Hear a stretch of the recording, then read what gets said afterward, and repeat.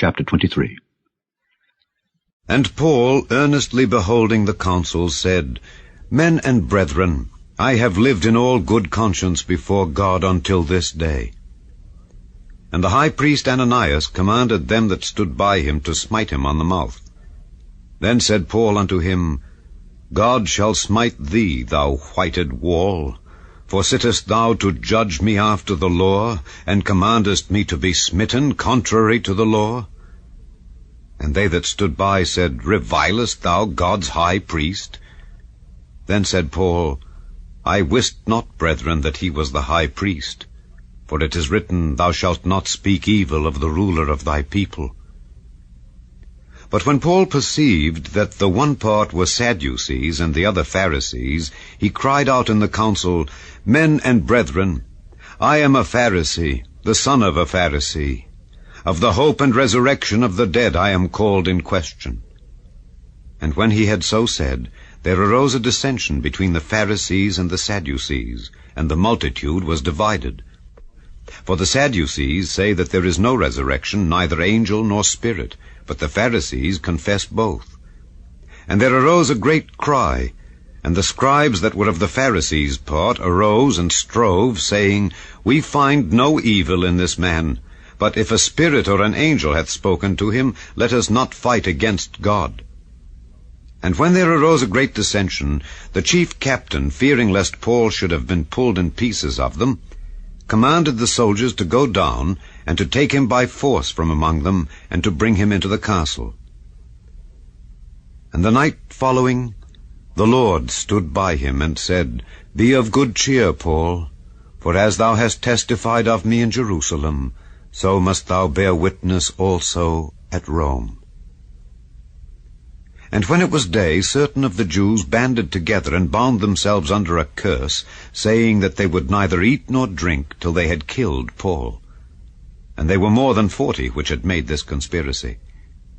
And they came to the chief priests and elders, and said, We have bound ourselves under a great curse, that we will eat nothing until we have slain Paul. Now therefore, ye with the council signify to the chief captain that he bring him down unto you tomorrow, as though ye would inquire something more perfectly concerning him.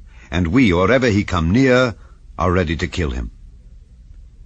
And when Paul's sister's son heard of their lying in wait, he went and entered into the castle, and told Paul. Then Paul called one of the centurions unto him, and said, Bring this young man unto the chief captain, for he hath a certain thing to tell him. So he took him and brought him to the chief captain, and said, Paul the prisoner called me unto him, and prayed me to bring this young man unto thee, who hath something to say unto thee.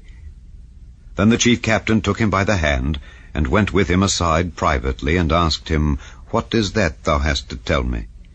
And he said, The Jews have agreed to desire thee that thou wouldest bring down Paul tomorrow into the council, as though they would inquire somewhat of him more perfectly. But do not thou yield unto them.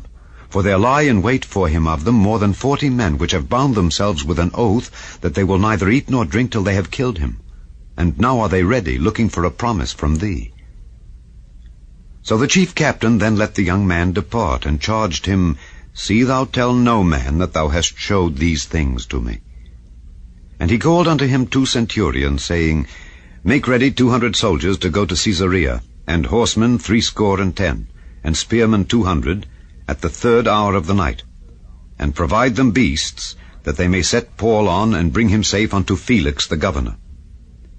And he wrote a letter after this manner, Claudius Lysias unto the most excellent governor Felix sendeth greeting. This man was taken of the Jews, and should have been killed of them. Then came I with an army, and rescued him, having understood that he was a Roman.